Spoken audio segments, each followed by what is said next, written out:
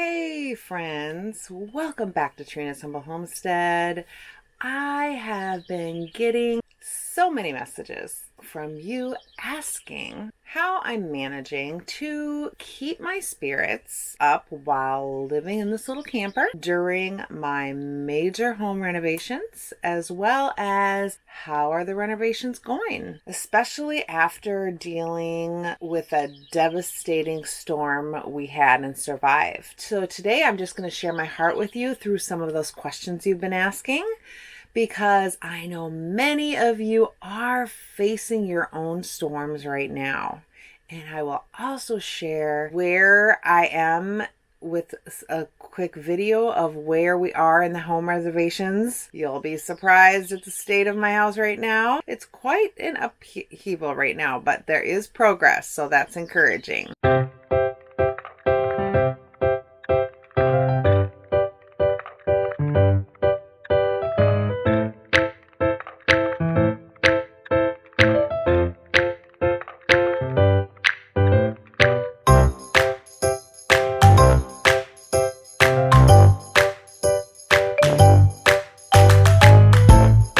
So the first question that I have here is, Trina, how do you stay positive with when everything feels like it's falling apart? Well, definitely my house is certainly falling apart right now.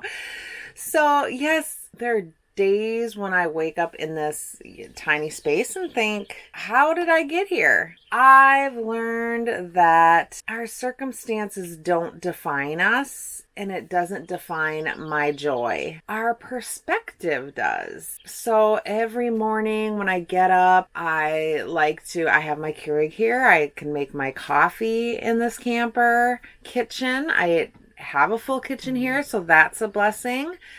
And I try to choose 3 things that I am grateful for. Like yesterday, I was able to see, or even the last 2 days, I was able to see fireworks right from my camper. My neighbors were shooting them off and they were beautiful. Yes, it did get a little bit late, but it was still really nice that I didn't have to go sit out with the mosquitoes. I could watch them from my window, so that was nice.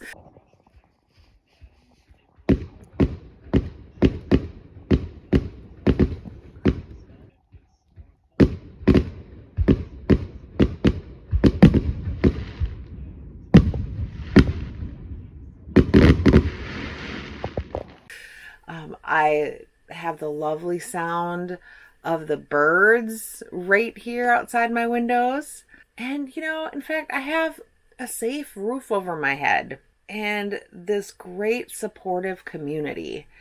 So when everything is chaotic, gratitude becomes my anchor. Oh, and here was a good one. Did you ever figure out your hooking up your plumbing situation and getting it hooked up to your septic in your camper? That's a great question, because I was trying to figure that out for a little while, wasn't I? So, oh my goodness, that was definitely a little bit of a journey. There's a couple different, there's different ways that you can do your plumbing here. There's like tanks, and you can empty it into tanks. You can empty it into, it's just so many. I YouTubed and I just had like a plethora of information. It was like information overload.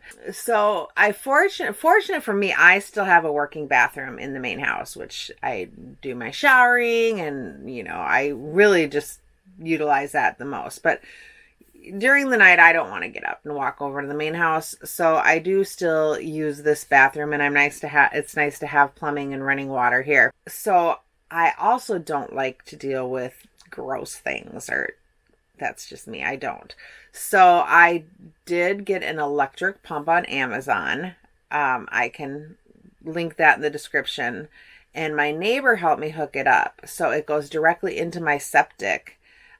I'll show you here how it works, because I touch nothing. So here, I'll put a link right in here. How I empty it right in there and touch nothing. Hey friends, so many of you have been asking me how I've been doing with living in the camper and what I've been doing. So here today, I'm just going to go over. This is how I empty my tank into my septic system at my house.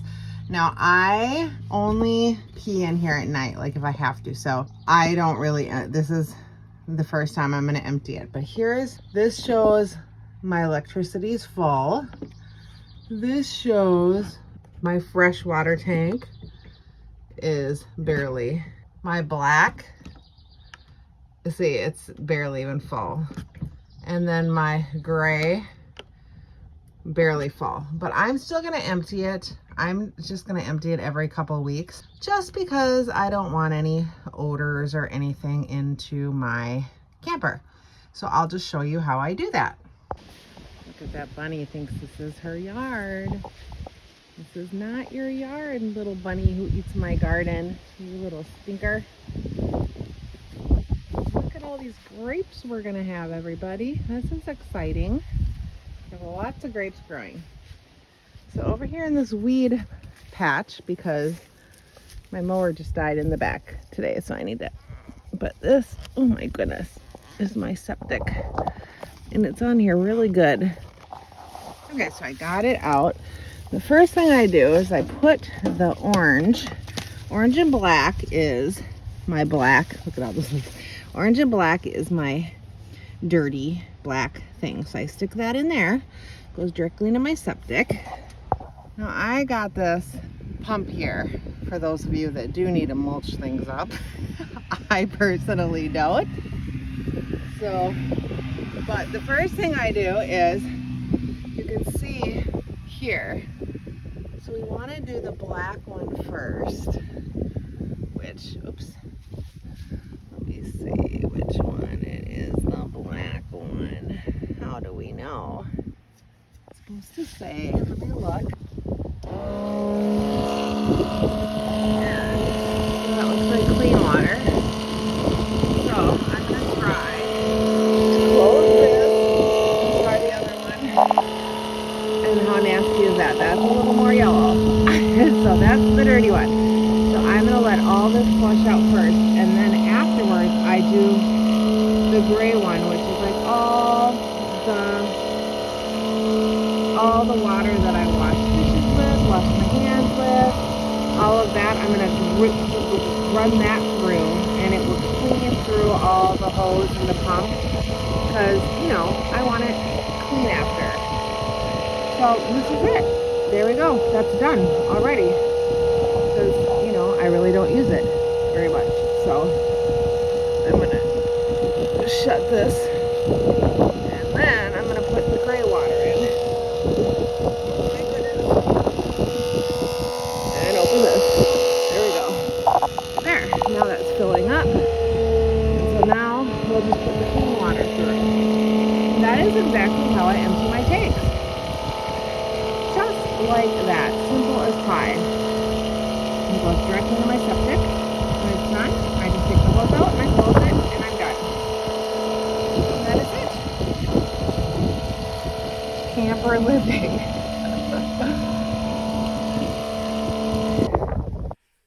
Here's another great question. What is the hardest part about living in such a small space during renovations? Honestly, it's the lack of routine. You know, I had my meal prep station, I had my kitchen, I had my schedule. You know, I did videos on certain days, I work certain days, and that's just kind of all in an upheaval right here. So, you know, it's condensed into this 200 square feet camper. But you know what I've discovered? I don't need all the space to be me. I can still find peace in the sunsets. I love looking out the window. We have the most beautiful sunsets out here. And I can still serve others with love and encouragement, just in a little bit of a different way. You know, I'm just having to slow down a little bit and realize that it's okay. It's just okay to take the time that I need to get things done, and I'll get back into it. So it's just a little bit of an adjustment for right now. But I'm able to get some ideas for the future, and I'm really thankful for your support and your understanding, because going from 1 to 3 videos a week to one every 1 to 2 weeks is a transition. So I really appreciate your patience with that too. So the next question is, how did you cope mentally after the storm damage? Well, not always great, let me tell you. So that night with 120-mile-an-hour winds, it was terrifying. I know that you can all look back at that video. It was even more I don't think it really showed as terrifying as it was on the video, but it was horrifying. When I saw the destruction the next morning, trees down everywhere, buildings completely demolished, garages down, it looked like a war zone. It really did. I felt this overwhelming grief. And, I did let myself feel that. I cried, I was angry, I felt scared about the future. But then I remembered something my grandmother used to say: storms don't last, but people do. So I started to focus on that and what we could control. Seeing the support that our neighbors in our community came together, checking on the neighbors, cleaning up what we could, documenting our story to help others prepare, and doing what I could. I was able to help serve food. Yeah, I'm not strong. I couldn't use a chainsaw, but just being able to serve and support where I could. That was how I was able to emotionally get through dealing with after the storm. The next question was, what keeps you motivated to keep creating content during such a difficult time? Well, that's a great question because I don't feel like I'm doing that great of a job at it. But let's see. That's a good question. So actually, that here's the answer, is that you guys really do. So honestly, if I didn't keep getting the support, the feedback, the questions, the community just keeps me going. When I share your struggles, you share yours, and we realize that we are a community and we're not alone. Creating content gives me purpose beyond my circumstances. Every time someone comments that my story has encouraged or helped them feel less alone in their struggles, it reminds me why I started this channel. We're not just talking about meal prep and homesteading, even though that's a big part of it. We're building a family of people who support each other through life's storms. That's what it's about. And that is what keeps me motivated. You. Oh, here we go now. So how is the progress going on your home renovation? So yes. So here I did just do a little bit of a clip. I walk through where I'm at right now. So I'm just going to insert that here, and here you go. Okay, and let's do a little progress report this is from the main bathroom. Coming out, this is so far what we've got taken out of the main bedroom. We left a little pathway here so I can walk to have the bathroom access, because Mike's gonna do one bathroom at a time. So he's got this much of the main room done. He left a little pathway for me to come in the door. And he fell through the floor over there too, where I did. Sad. I felt horrible. This is all the subflooring. We need to get a rollaway to get all this stuff out. So yeah. And then I think his hands are bugging him. So I think Ashley's going to come and take the staples out for him. And then he's going to come, I think tomorrow maybe. And then otherwise, then I think the flooring stuff comes on Monday. And then he'll come next week and hopefully be able to start putting the flooring down and then take the rest up. So we are getting there. It looks like a disaster, everybody. But I'm encouraged that we're making progress. So, yay. We'll have new floorings. We'll have new countertops, a new island. I'm going to keep the same. I don't need to take off the top of my cupboards. So we're going to keep the same up there. And yeah, All right, so that's what's going on, everyone. That's the update at Trina's Humble Homestead. And I haven't done, the camper's over there, I haven't done my storm damage estimate yet, so I'll get to that. Hopefully I'll be able to call around this week, but it's been a lot going on. But yay, that's what's going on. All right, and then we're at just the end of our questions here. So, what practical tips do you have for others facing major life disruptions? I don't know that I was so practical the whole time, but for me, I guess what I've learned really is to first lower your expectations. That is one thing I've really been working on, and to be gentle with yourself. Yeah, I used to, just be so tough on myself and critical and have such high expectations. And so I've really had to lower them. I used to meal prep for the whole week or the month. And now, to be honest with you, I'm proud if I get a healthy meal or breakfast in this tiny space. Let me just be honest with you. I had grapes in a Rice Krispie bar. I was like, well, I had some cereal in there. And that is crazy because y'all know how I feel about sugar. But there are days when if I just get some food in, it's like, oh, I got grapes, so I got some fruit in there. Or, I always have protein shakes, but my appetite, through this whole thing and the stress, I just haven't had an appetite.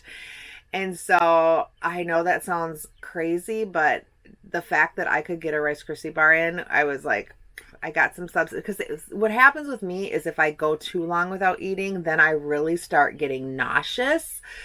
So I have to get some sort of substance in. And I know Ashley, one of my neighbors, one day I was just like the whole when I was really in that funk, I couldn't get any. She brought me this huge box of crackers because it was to the point where I just like I need crackers. I need something in me because I just couldn't get any food in. So for me, it's now and she brought me meals and she was so sweet. So but I've been doing better. I made chicken salad. I've been having more salads, and I think I might have a picture of kale salad I have. So I've been doing a lot better. So that's what I'm saying. Like getting a healthy meal in is I'm proud of myself. I've been doing so much better this week. But lower your expectations because I look back at I'm like, oh, I don't eat sugar. I don't eat white flour. I don't, you know what? Yes, I want to get back to that. But right now it's just getting substance in and trying to have a balanced meal, my morning coffee routine. Sometimes I can't even have coffee. Sometimes it's like, okay, let's get some tea in or let's just get something. And then just making sure, sorry, I'm bumping my camera. And then making sure I practice some gratitude. I just want to be thankful.